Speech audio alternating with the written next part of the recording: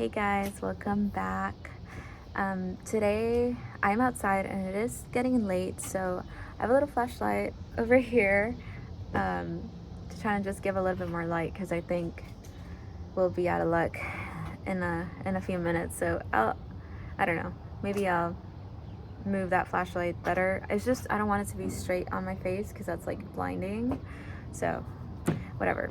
Today I'm wanting to talk about two words that have spiritual meanings, but I want to talk about them in the most secular, scientific way possible because when I first started my self-discovery journey, I I hated hearing metaphysical terms because they just didn't make any sense to me. And it was hard for me to believe in this and all of this, like, and self-improvement from a spiritual standpoint, because I've always been more skeptic and scientific. So it was hard for me to grasp. And now I understand, but I wish somebody would have explained them to me um, scientifically in a way so that I maybe could have understood them better. And I don't know if this is really what they mean scientifically. I mean, this is just how I can relate it to now, like to science, now understanding the spiritual side of it. So maybe this won't make sense, maybe it will. But to me, chasing and receiving are two nervous system states. So your nervous system is in charge of reacting to things. So when people go through a lot of trauma or a lot of situations where they had to be on alert and just constantly be ready to like do something, or maybe if you experience chronic poverty, for example, or violence in the home, things like that, where you're always kind of like stressed about stuff, your body will adapt to that. So it goes both ways. Your body adapts negatively or positively. So the body, in situations where it experiences a lot of stress constantly, it's going to adapt to always be in that stressful state. And to me, that's what is more related to chasing. So chasing means being in a place of urgency and fear. It's when your brain is on high alert and your body's reacting as if there's threats constantly. So when you are like ruminating at night or stuck in like a negative thinking loop, maybe you notice that you start breathing really fast or your muscles tense up, things like that. That means that you are in this heightened state, in the state of chasing. And to me, a dead giveaway is when you feel like a sense of urgency, like you need to change your life right now. Like maybe you start planning how you're gonna work out every day and you're not gonna eat out like ever again. And although in the moment it might feel like motivation or like realization that you're really gonna change your life right now, it's still coming from a place of fear and stress. You're still perceiving this willingness to change as a threat, really, because your body's reacting as if this urgently needs to change right now. Okay, I did end up having to put the light on me. I think it's like washing me out, but that's fine. If you do actually were to go through with these like urgent feelings of change, you might not be able to sustain them long enough because you were not meeting yourself where you are. You're kind of skipping forward, months of discipline that you didn't live, and so you're not ready to make that kind of drastic change. When your nervous system activates due to stress, like sensing urgency, sensing this type of stressful situation, your amygdala turns on, and that actually disrupts the connection between your prefrontal cortex.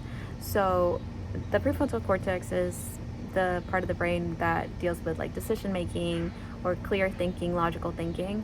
So that's why it kind of feels like you're not thinking straight, like you're in the space of a lot of emotional thinking and not much logical thought. So that's why when you are chasing, when you're in this heightened state of stress, you're more likely to make impulsive choices, both good and bad, because some people, instead of like wanting to get better immediately, what they do is they spiral immediately, like if you suddenly feel like, oh fuck, I've been eating like shit for my entire life, it can be either like, I'm gonna change right now, or fuck it, I'm just gonna do it even worse.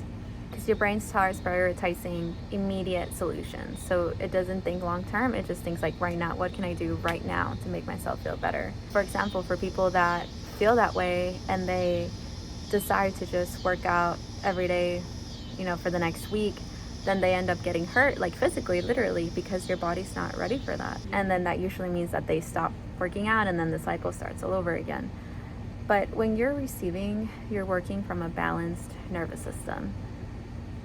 You're not stuck on alert mode, but you're also not numb. You're just receiving. It keeps you open and attentive to what your body and your mind need. So receiving just means that you're allowing yourself to think through things, to see what your environment is telling you. You respond fluidly rather than reactively. So you recognize when to act, when to pause, when to reflect, and when to trust the process between, balancing effort, discipline, and rest. Also, this state of receiving, that's more aligned with the parasympathetic nervous system, which is when you're in that calm state, when you can think clearly because your prefrontal cortex is activated. You're just more attuned to what you really need, and you won't make, crazy choices. When you're in receiving mode, you're not spending so much energy on cortisol and adrenaline, so you can your body actually starts to rejuvenate because it doesn't have to send so much energy, into a possible flight or fight response. It's literally working on the cells that need it. The rest of the body is not just focused on cortisol. So when people say you're stuck in chasing or you're stuck in receiving, I will say you're stuck in alert and heightened nervous system activity versus in a balanced, regulated nervous system. So for me, I mainly see this come up in my fitness journey. When I feel like I haven't made any progress, chasing makes me want to do like an urgent change, like change my entire lifting routine or start changing my diet and going to HEB to buy like a completely new pantry, you know what I mean? And when I'm in a place of receiving, I listen to my body through objectivity, and I look at the facts, right? Because I keep a log of my lifts and how, if I'm getting stronger, if I'm getting more range of motion. And yeah, the numbers tell the story. I am getting stronger, I am getting better, even if I can't physically see it. And so that changes my perspective in a way that, like, say I'm tired one morning when I'm supposed to do my run, I instead choose to sleep and get better sleep and sacrifice my morning run for an afternoon one or for a run the next day, because I know that my future holds plenty of runs. Like, I already know that that's mine. So I am in alignment, I am in a space of receiving, and I can listen to my body without feeling like everything is going to waste or that I need to work out every day, for whatever reason.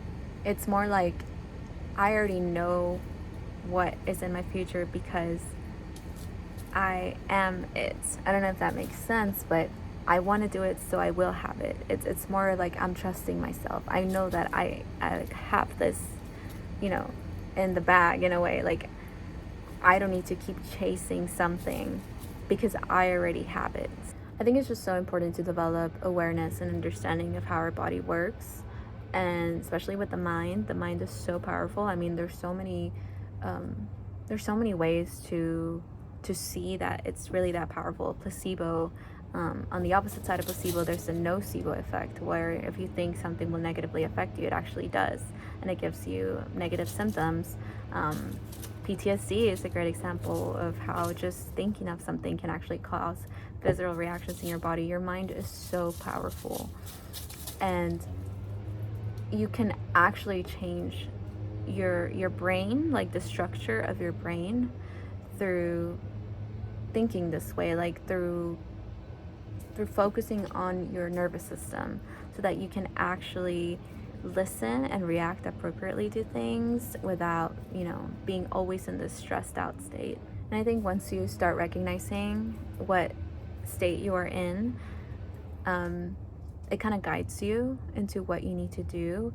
And for me, when I finally learned about the nervous system and how it affects me, I realized that I was stuck in chasing. I mean, I was always just so stressed out and worried about whether I'm doing the right thing or not, and I was just always chasing the right answer, the right way.